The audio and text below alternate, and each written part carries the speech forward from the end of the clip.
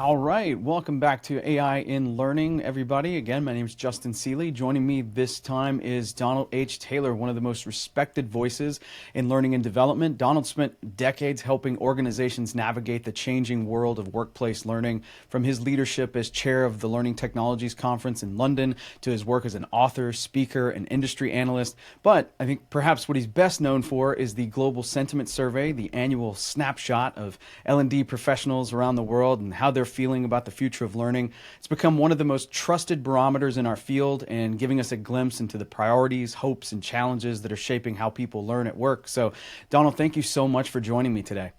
Great to be here, Justin.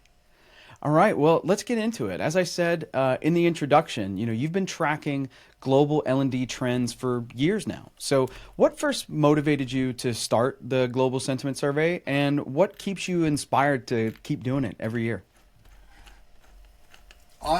In my long time well,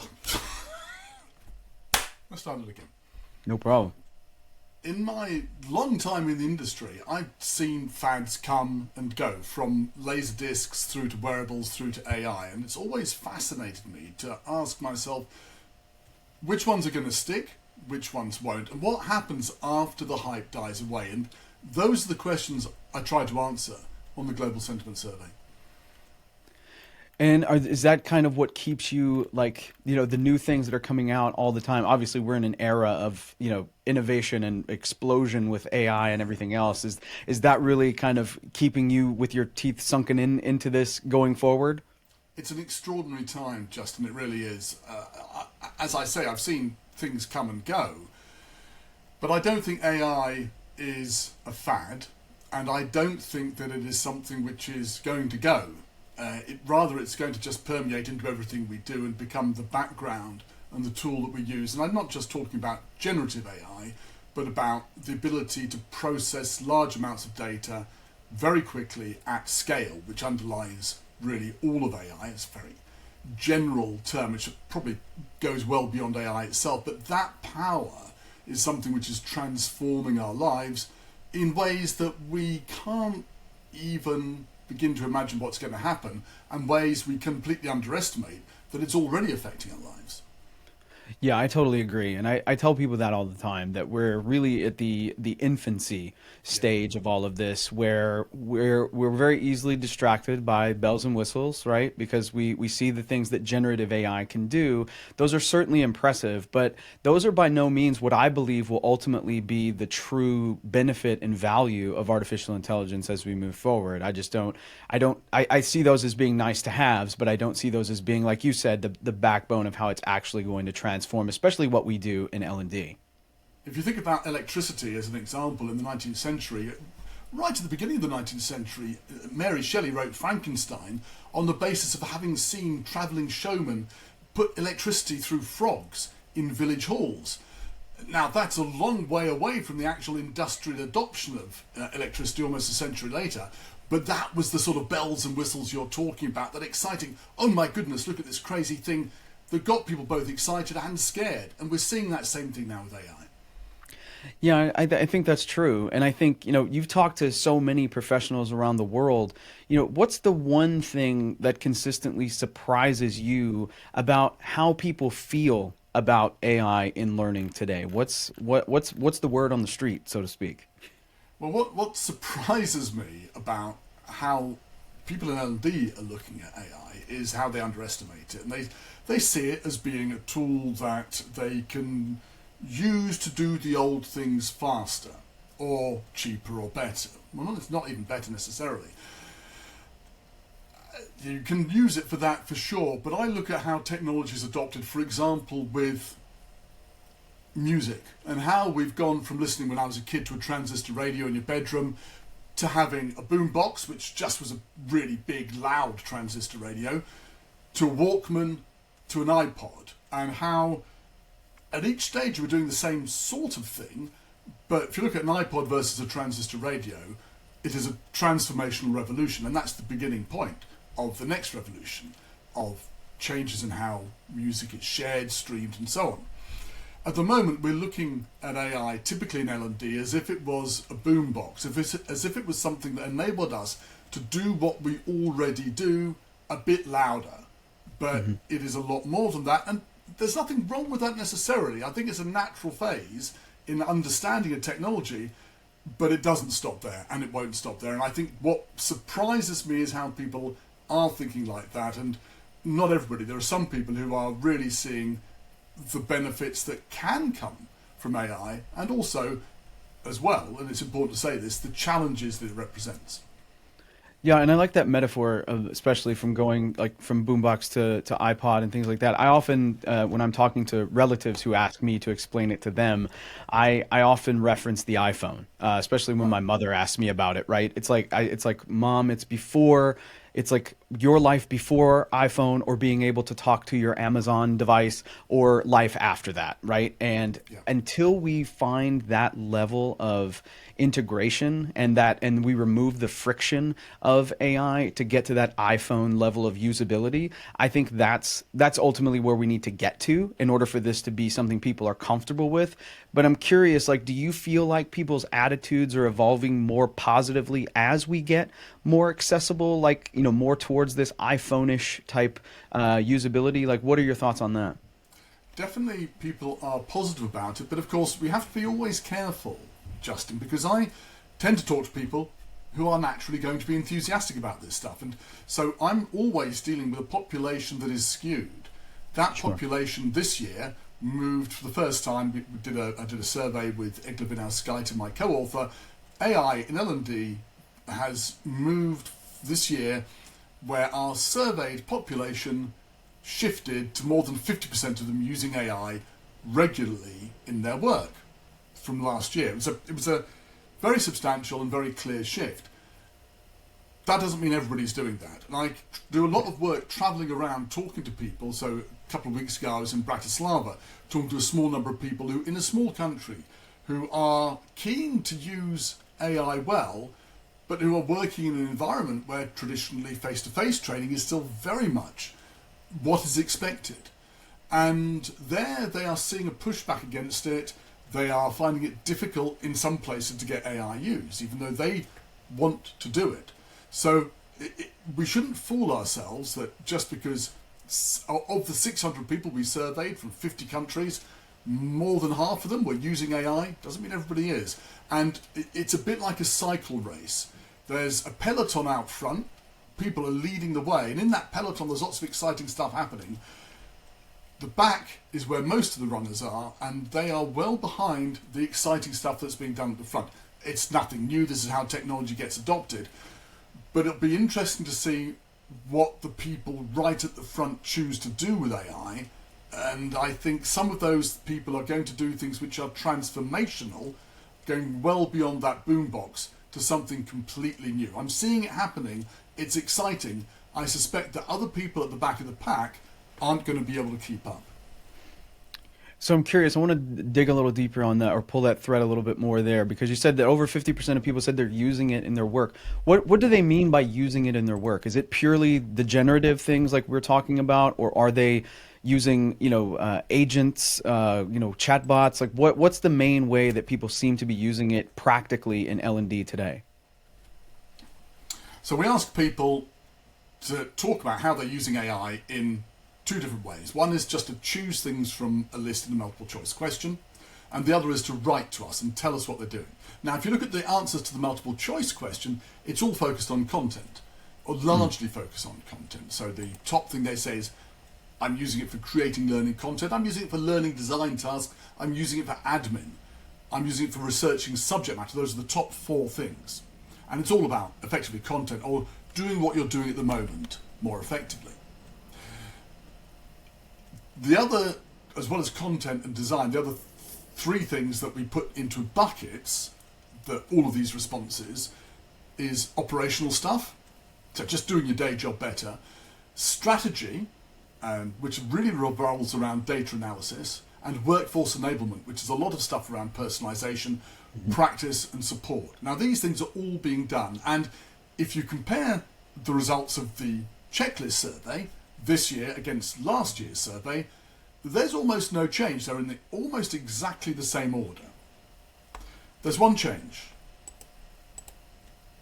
qualitative data analysis has moved up from 5th position to 5th position this year, from 8th position last year. Now, that's a small change, it's one thing, but it tells a story. So if we go from the checklist to that free text box, where we ask people, what are you doing with AI?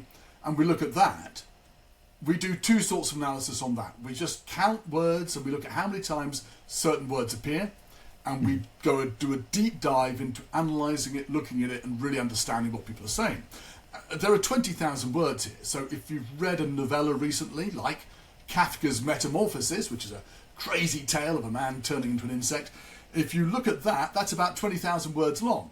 And so we're reading a book, really, of stuff here.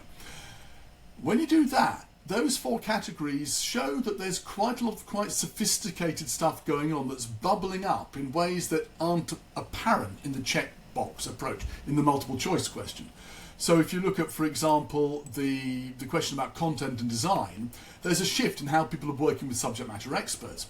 They're not going to talk to subject matter experts to understand everything they can to do to begin with. They're using AI to brief them, to get an idea, to set up questions, and then going to the SME with that information in hand, so that they're better briefed in advance. In fact, in some cases, there's one legal company in Manchester, in the UK, which has a local large language model which contains all of the information that that legal practice has created. It is a knowledge repository.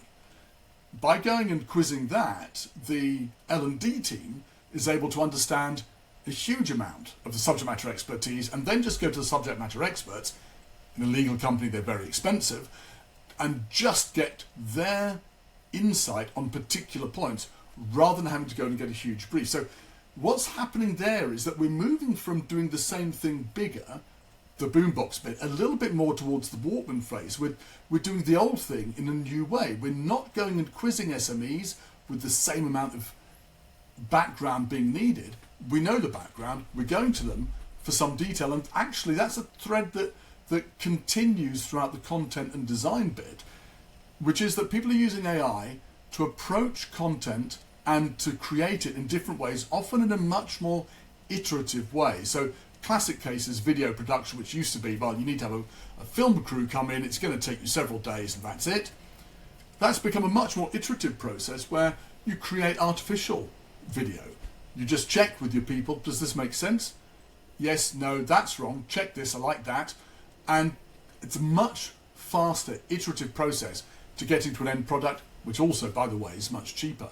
That's definitely well beyond the boombox. That's doing the old thing in a very new way. I could go on, there's lots more information I've got about how people are using it, but I think that focus on the content and design piece is a really interesting way in which superficially it's being used the same way. Underneath it, there's a growth in different ways of doing things, which I think shows some sophistication on the part of L&D. Yeah, I think anywhere that you can get a true efficiency gain from this, something that's tangible that you can put, a statistic towards, like that, that's ultimately where people are going to see the biggest amount of, at least in the short term, ROI. I can relate this back to the job that I had previous to Adobe, where we were doing, I worked for a big box retailer, and we were doing education for their sellers that were on their marketplace. And one of the jobs was we had to produce all of this video content. Well, we had one person that was doing the voiceover for these videos, and then we were shooting the videos as screen capture. We transitioned to an AI voiceover system, and we also transitioned to an AI first video creator that would take PowerPoint slides and animate them for you and things like that, right? So we were able to increase production by about 200%. Over that, not to mention the fact that we could also use the same AI to translate into multiple languages, so we were instantly global, and that was a huge win for our team because we were 5-6 people, all in the United States, and all of a sudden we were a global content team. So that's the type of things that I think people will truly start to see like big, wins from when they first start, going. Exactly. You've described two separate things there which are interesting. One is doing the old thing in a slightly more efficient way, well, actually much more efficient way, and the other is you're able now to do new things which you weren't able to do before, the translation piece, simply because you can press a button. Is it perfect? No, but it is today almost always good enough, and you can have it checked if you want to. So I think that's a really good example of how AI is transforming the whole content and design piece right now. Interestingly, when we look at the words that people use when they're describing how they're using AI, we track not just words, but the stems of words. So if we look at research, we're also looking for researching, researched, and so on. If we count the number of times that people have used that word, how many comments in which that word is used, we find that there are some words which this year have hit the top 10 which were nowhere 3 years ago. And the three keywords for which that's the case are analysis, data, and research. So they've come into the top 10 from 28th position, 37th position, in the case of research, 53rd position. So 3 years ago, actually 2 years ago, in 23, it was 53rd, now it's number 10. So there's a lot of stuff going on underneath that surface of we're creating content. Yes, you are, but doing it in, I think, a different and more sophisticated way. Very interesting. Those numbers are very, very interesting, considering how far those terms jumped up. I think, one of the other things, though, that when I go out and I speak to clients, customers of Adobe and things like that, we get a lot of trepidation with AI. A lot of people are still very cautious about it because they've heard, it might replace me, or it might do this, or might hallucinate, whatever the case might be. But like when somebody's getting started an organization is getting started with AI, what is a small experiment that you think that they should try first? Like where should they begin when they first just make the decision, okay, we're going to use AI for something? What is that something? I think, given the sort of example you've just given and what we've talked about, I think the best place to start is in an efficiency measure. Just find something you can do more effectively. But, and this is a caveat that's quite important, don't fall into the trap of thinking it's just a tool that you can use to improve what you're doing. It is, but it is going to transform what you do, it is going to transform what your company does. So I would absolutely, if you're looking for a small win, just get in there, experiment with something. And by the way, there is enough stuff out there now, enough good stuff on the internet where people are talking about this, that you can find great examples of other people in L&D doing things. And whenever I run a webinar, I always ask people at the beginning, what are you doing with AI in L&D? And great stuff comes up into the chat. So the people are out there doing stuff. Network with people, read my research, other people's research. You'll see stuff that will stimulate your thinking. But it's not just a tool. The second thing I would say, as well as that business of going out for a quick win, is to go out and talk to the business. AI is transforming how we learn, yes, but also how we work and even how we live. So the work bit, go and talk to the business. How is it using AI? What are people doing that's different in the business? And that will give you a sense of other things that you can do with it. And also, it will be a different conversation than the business is used to having with L&D. You're not talking about training, you're talking about efficiency, doing things better. It may open up new doors that you hadn't thought about before, which actually is what happened in that L&D team in Manchester that I was talking about. So there, that knowledge base is used by the L&D team, but it's also used by now the partners themselves. Everybody in the organisation, from the top partners through to the junior people just joining, are quizzing this knowledge base in order to do their work better. And it's become a workplace performance support tool, something which you might not have expected. So go out, find out who's using AI for what in your organisation, as well as using it for a quick local win. Yeah, that's a really good example, and I think that's something that here at Adobe as well. We just talked about at the Learning Summit conference that we had in Las Vegas. I was on stage and I got to debut our new Learner Assistant technology, and so basically it's a learner-facing technology that is a chatbot that they interact with, but it is trained on the data that exists within the LMS. So similar to what you're talking about, it's a database for learners that they can query just through natural language to learn about about subjects. They don't even have to enroll in the course necessarily. They can just come and ask it questions. So the example we showed on stage was a salesperson needs to pitch a customer about the differences between product version 4 and product version 5. Well, the chatbot came back with the answer, also drafted an email for the customer explaining it that they could easily just copy and paste into the email application of their choice. Like, that's the type of thing that I think is really what you're talking about. You're creating almost like an ecosystem with this that you never really expected to have before. And that ecosystem is, like you said, it's available to customers, it's available to people internally, anybody who has access to that system. And really, it's just a way of making us all more efficient across the board, I feel like. Justin, that's a really great example, and I'd love to see more about how that's working. And it is using a form of interaction that is a natural way of learning and of performance support. You're just going to ask somebody in the workplace, how do I do something? Well, in this case, the Adobe system's coming back to you and it's telling you, well, look, here's my advice. By the way, I've kindly written you an email you can use as well. That's super.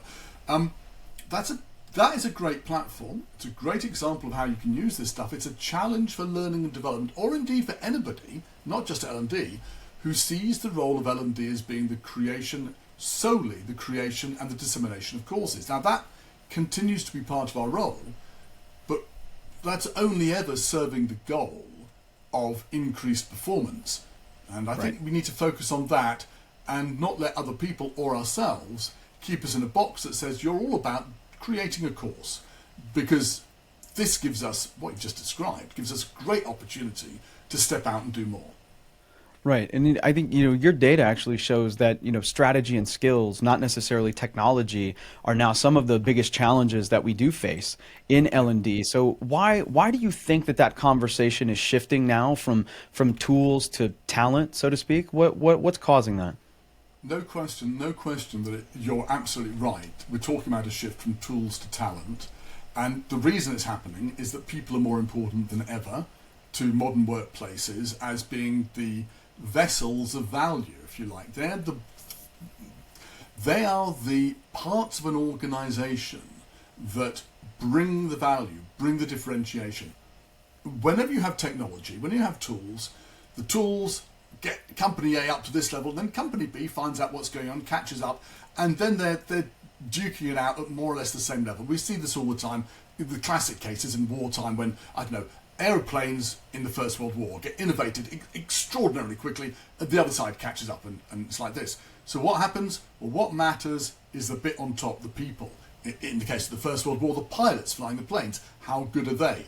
In a commercial sense, what are the people doing on top? And so, yes, there's been fascination with tools, but people are the vessels of value, the thing that makes that last bit the difference between being an also-ran and being a winner.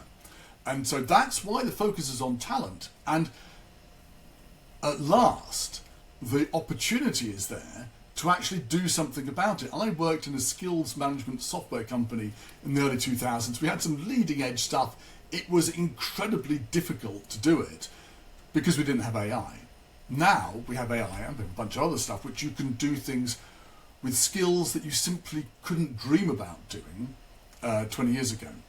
And I think what's happened is that the mechanism has caught up with the dream. We've always known people are important. They've become increasingly important over time. Now finally we can do something about it. So that's why the talent has overtaken the tools on our radar as being what's important. My question to L&D, my challenge to L&D is, are you ready to step up to this new role? And I would take advantage of the platforms that are available, as you were saying. Justin, there's some great stuff out there. Take advantage of that to do great things, and then that gives you the time and the space to position yourself strategically. Yeah, I think that's a very important question. Are you ready for the transformation? I think that's ultimately, you see all these people, they talk about it on, platforms like LinkedIn and YouTube. You see these people talking about the AI revolution and all that good stuff. And I totally agree. Like, it has the possibility to be a revolutionary force, but it's only going to be revolutionary to the people who are willing to adapt and change and upskill themselves to get to that point.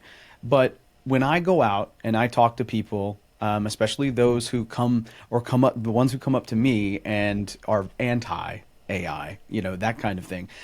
I think it comes down to a lack of skill on their part for using these interfaces, these tools, communicating with these interfaces, whatever it might be. And I just wonder, from your perspective, why is that such a challenge? We seem to have had a pretty fast uptick on other technologies that have quote unquote revolutionized L&D in the past. Online courses and things like that seems to be a pretty natural thing that happened. Why does it still be why is it still a challenge for L&D professionals to become more AI savvy today? I think you're right that L&D professionals think there's a skills problem. When we ask people what's your barrier to using AI in L&D, it's the third biggest barrier, and the other two are very human ones. They're about trust and security concerns. So people consider it a barrier. I'm not sure it's more of a barrier than anything else. I think people believe it is, but I think that it's more a question of comfort with AI and a confidence to take risks. So I would say that it's not so much that there's a lack of skill, because honestly, we've had generative AI for 3 years. Nobody really knows very much about it. The bigger stuff in AI, machine learning and so on, is not even on the table. So why are we talking about a lack of skills? I think people may be unskilled, but that's not the issue. The issue is people aren't comfortable with jumping in and trying things out. That's an absolute must-have, a must-do in the field. You've just got to get your hands dirty, try it out, see what works, what doesn't, and stop doing the stuff that doesn't work. For me, this comes down to a matter of leadership in learning and development.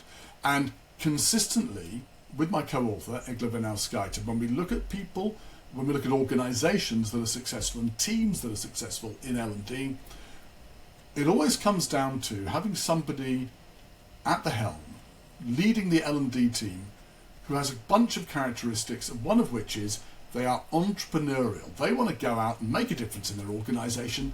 They've got a North Star they're heading towards, which is usually around performance, and they are going to duck and dive and do everything it takes to get to that point.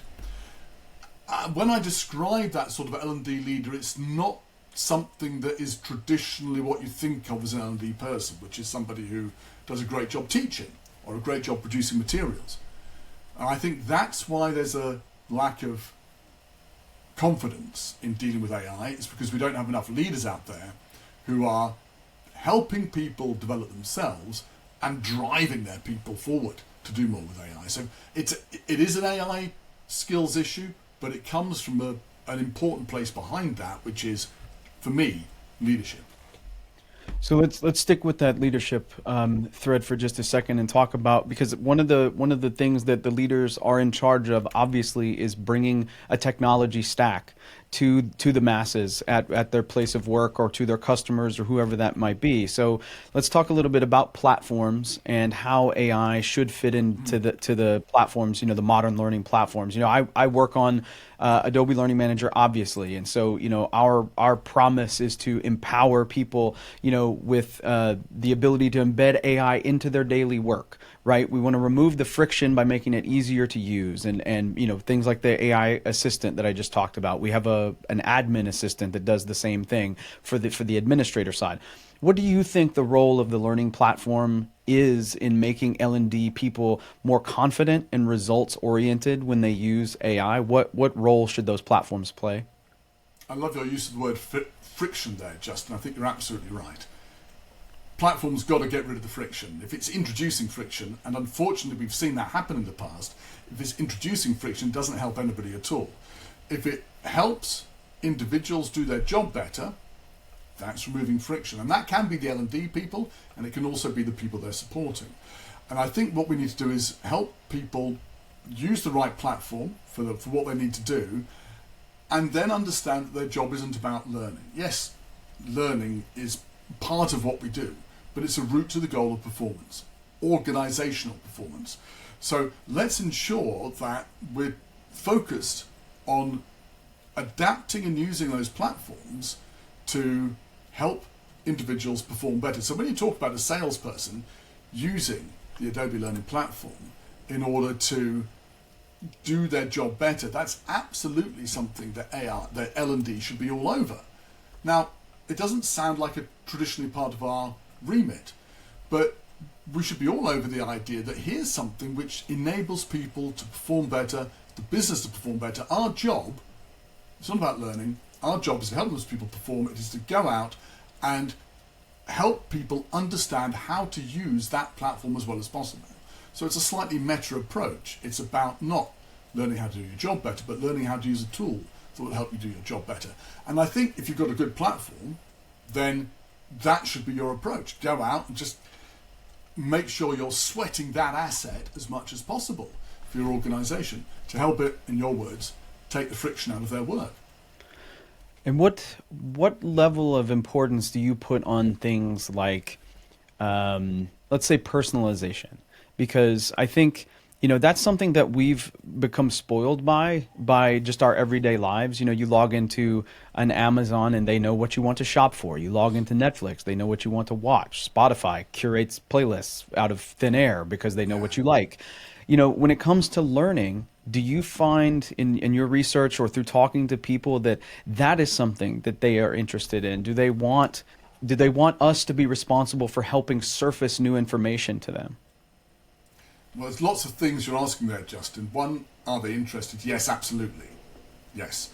Personalization is a super hot topic. And, whereas in the past 2 years, everything has taken a hit on the Global Sentiment Survey because AI has sucked up all the votes. So everyone is voting for AI. There are fewer votes to go around, apart from personalization, which is the one thing which has maintained a strong position. So it's absolutely seen as being the thing you want to do with AI. And it means lots of things to different people. So it could be adaptive delivery, it could be giving people individual pathways, and so on. You asked at the end there, do they want us to do it for them? They don't care. They don't care where it comes from. They just want it to be done. They don't even really care about learning, because you're absolutely right. We are super spoiled in our daily lives that in a way you couldn't have imagined. I was going to say 20 years ago, 5 years ago, you couldn't have imagined some of the stuff that happens now. And a very minor thing, you get a train, and now my train app tells me what my favourites are and will tell me what the most likely thing I want to find before I'm even looking for it is. It's extraordinary. We don't even bat an eyelid. People expect that sort of consumer grade experience when they come to work now. They don't care where it comes from, and they don't really care about the learning. They care about the performance, and they will probably learn over time, but yeah, they want it personalised absolutely for them. So there'll be an initial moment of shock and delight when people get a personalised experience when they're trying to do something. 2 weeks later, that's it. Of course they expect it, and you've got to go to the next level. But I'm hoping that the platforms you're talking about are going to provide some of this personalisation and help people get to where they need to get faster, taking the friction out of learning and removing some of the friction that's stopping them performing. Is that something you're seeing with the platforms you're talking about? Yeah, definitely. One of the examples that I always cite when I talk to people is Microsoft's Expert Zone website. So you could go to expertzone.microsoft.com. You can sign in using just a regular Microsoft account. You don't have to pay for it or anything. It's one of the better examples of personalization that I've seen, at least from a perspective that before you even get going, before you can see the homepage, part of the registration is, what can we help you learn? And it's a box of information that they provide. So do you want to know more about Office products? Do you own a Surface computer? Do you need help with an Xbox? All these things. And then once you check that box, you go in and your entire homepage is courses, YouTube videos, social information, all of these things that are all corresponding to the things that you've put into that box when you first sign up for the site. And this is all powered by our platform, Adobe Learning Manager, by the way. It's one of the best examples I've seen of people personalizing at scale. Microsoft uses this system to train customers, to train partners, to train resellers, all of these things. And I use it myself because I'm a lifelong Mac user, have not used PCs in a very long time, and coming to Adobe had to relearn the Office suite. So I was immediately like logging into this site and like, how do I do this in Word? Because I've been using Pages and Keynote for decades, I guess. So that it's an interesting way, I think, to remove the friction of me having to do the content discovery on my own. It's putting things in front of me that I already want to know. And then as I continue, the thing that impressed me most, as I continued down certain rabbit holes, more things started coming up. And then as other people were liking content or completing content like I was, there's a row at the bottom that says trending in your network. So it's like a what's hot on Netflix, but it's for the training. And that kind of thing kind of, got me excited. Like, oh, well, people who, they knew how to do these macros. And, maybe I should learn how to do macros, that kind of thing. And so that's the type of stuff that I find motivating for me personally. I know that probably doesn't drive everybody's engine the same way, that's why we do other things like gamification and social and all that other stuff. But for me, if you can put stuff in front of me that I care about, that I think is going to move the needle for me in terms of my career, what I'm able to accomplish in my day-to-day work, or even if you outline a path for me to say, if you achieve skill A, B, and C, then you could move into role X. That to me is what personalization would really mean the world to me, because oftentimes big organizations like a Microsoft or even, Adobe or other places where I've worked, the career path is not always linear, and it's not always clear where to go or how to get there. So if these systems could proactively provide us with that information as a learner, I think that would be tremendous. So much in what you've just said there, Justin. We'll jump on that bit and then come back to the bit about the actual platform itself. But the idea that we now have systems which can combine with talent systems, recruiting systems internally, to help people understand that link, which intuitively we know exists between your skill and your knowledge and your job prospects, and does something useful with it, that is just immense. And the bigger the organisation, exponentially the more complicated it gets to try to find your way through the thicket of complicated stuff to see there's an opportunity over there and I can go for it. So the idea that there's a platform out there which can do that is, for me, it's a harbinger of what's to come. You just talked earlier about talent and tools. That's absolutely where we're going to. We're going to the world where the walls between L&D, recruitment, HR, talent break down. Because why? Because that is where the friction is in making sure that people are being as productive as they can be. Well, you don't want friction between those bits, and now with good AI and the right platforms, you can make it happen. So is that something you've actually seen, Justin, or were you just speculating when you talked about that? So I've seen it, not in the full realization of what I was just saying. It's mostly now based on things like, for example, in our platform, you can create roles, products, and skills on the back end as an administrator, and you can make those available to learners to say they are interested in those roles, product, or skills. So then you could create, let's say, a triggered learning plan that says if someone is put into this group saying they're interested in this skill, enroll them in this learning plan that would then maybe outline how to get from skill A to skill B. I think there's still some friction to remove from that, obviously, to make that a little bit more seamless. And that's some of the stuff that I think we'll work on in the longer term. But in a rudimentary way, yes, you can create those sort of loops using the tools that we have. The same thing with products. I think that from a customer education standpoint, which is my area of expertise from when I did this as a career, making it easier for people to see how to upskill from one product to the other, or how different products fit together is another thing. You think about Adobe, we always have suites of tools, right? But most people come into our suite with one tool in mind. They come in, they're a Photoshop user, or they come in and they use Captivate. They don't necessarily know that all these other apps exist. So what if you could create proactive learning plans that once someone comes in and says they're interested in Photoshop or Adobe Learning Manager or whatever the case may be, well, automatically it says, well, here's how this works with other products in our suite. Take this course now, things like that. So I think, yes, there are ways to achieve some of what I'm talking about, especially through our system. And I think that, over time, it's only going to get better, but that's the level of personalization and frictionless content discovery that I personally want. And it's going to happen. The business benefit of making this stuff work is so apparent that it will happen. It's a long way from somebody saying, can you help me get the budget for an LMS so I can deliver another course? That's not really tremendous interest. Can you help me get some information to people so that they can do their jobs better, faster, and accelerate their progression through the workforce so that the time to competence is less and the recruitment costs are down? Absolutely. Where do I sign my check? Coming back to reflect on something else you said there, Justin, I think is really interesting. This idea that there are platforms out there where this stuff, it's going to happen in the short term. I'm sure it's going to happen, and even right now, are doing really complicated things, like the Microsoft example you gave. If a platform can do these complicated things, I think people who are working in L&D need to ask themselves, how much am I in the tool integration and creation business? How much am I in the finding a good platform and using it to do my job business?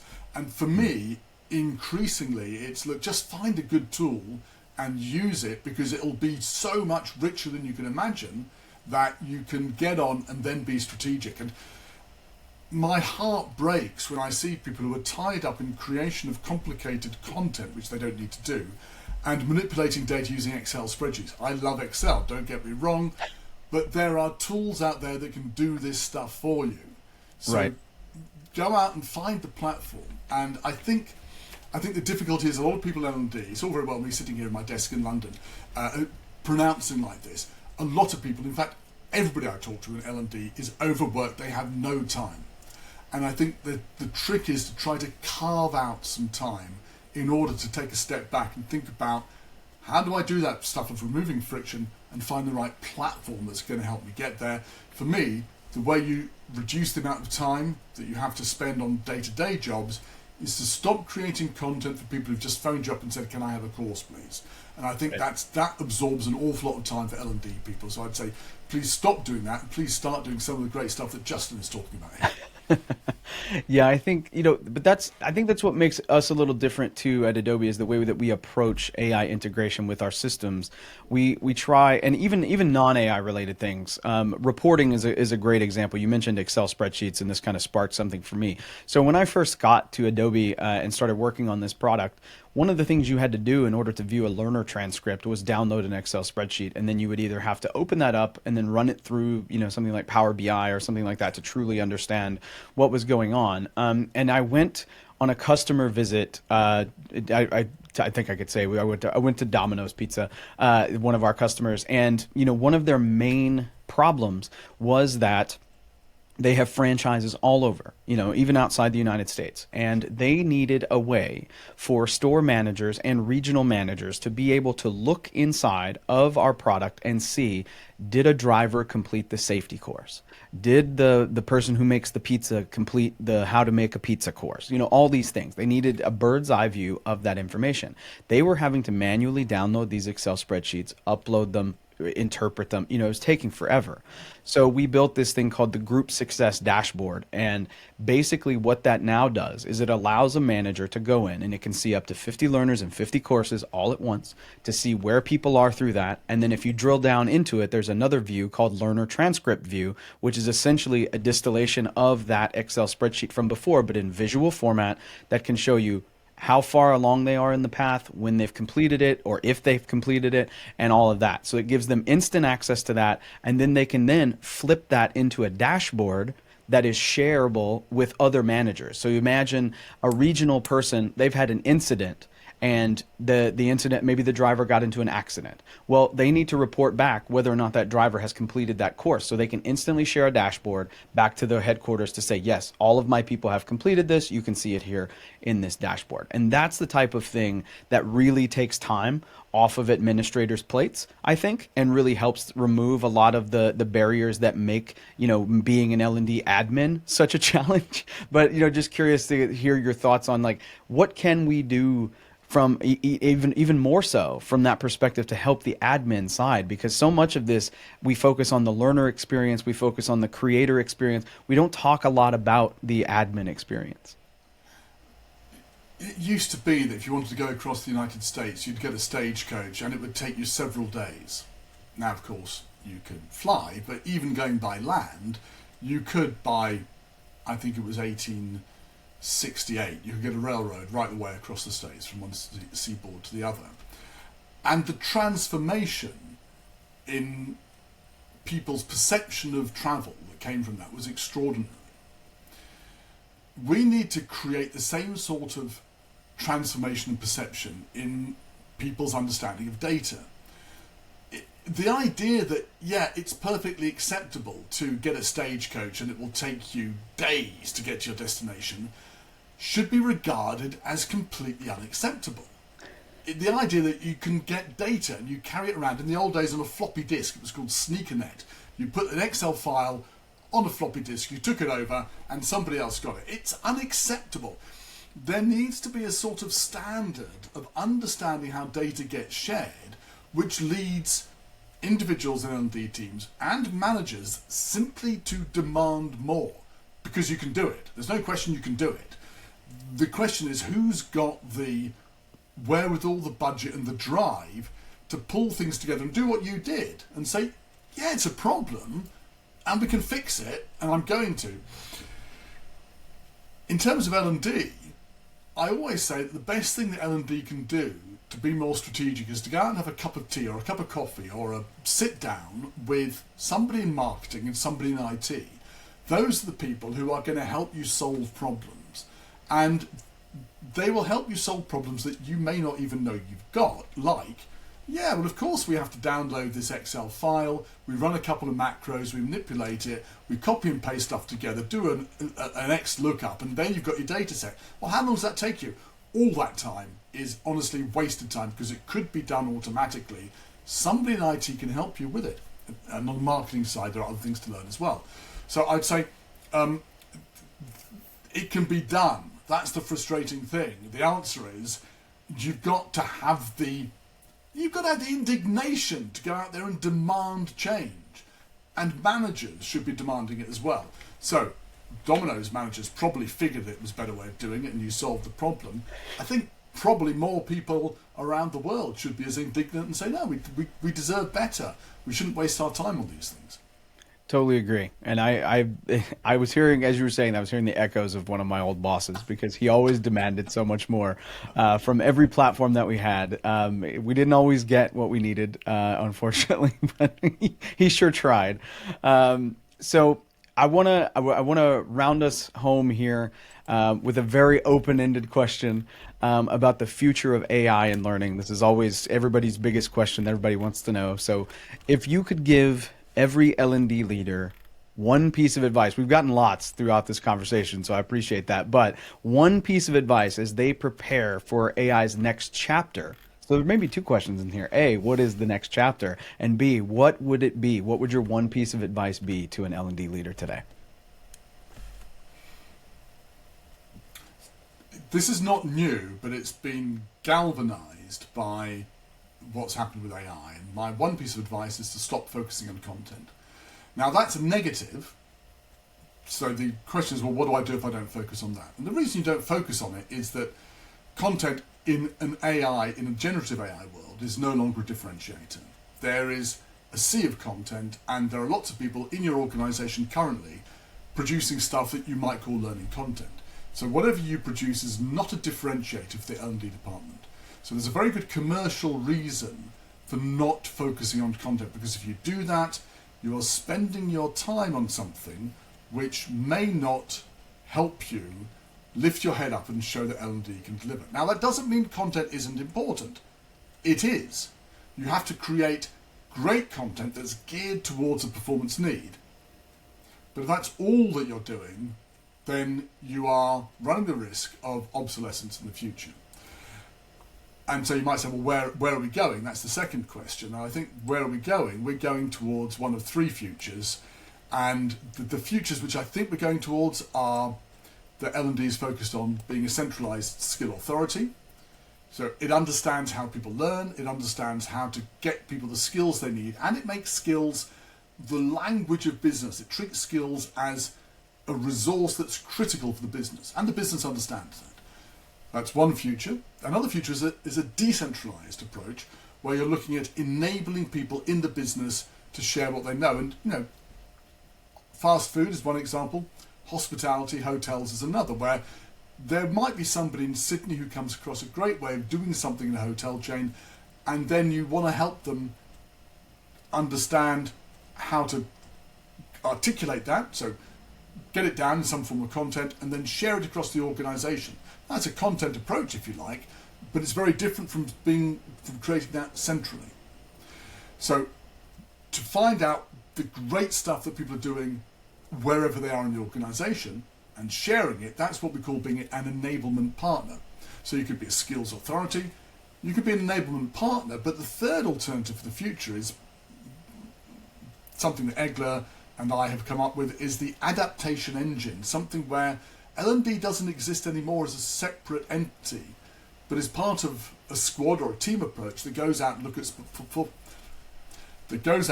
at performance problems and tackles those performance problems in terms of whatever it's needed. So it could be, we need a talent approach here, we need a recruitment approach, we need a change to the employee value proposition, we need a compensation approach, we need a learning approach, we need new management, whatever. And we need a systems approach to how people do their work, and they fix the performance problem that way, with learning as being one part of that. All of these things will require content in some form, but it's not the starting point, it's a means to an end. So I'd say, just to recap there, where I see us going in the future, where I see people already going, being a skills authority in the centre, being an enablement partner, helping people share what they already know and boosting the performance of the organisation that way, or being part of a squad as an adaptation engine that goes out and tackles performance problems where they come up locally or strategically to make the business perform better. Wow.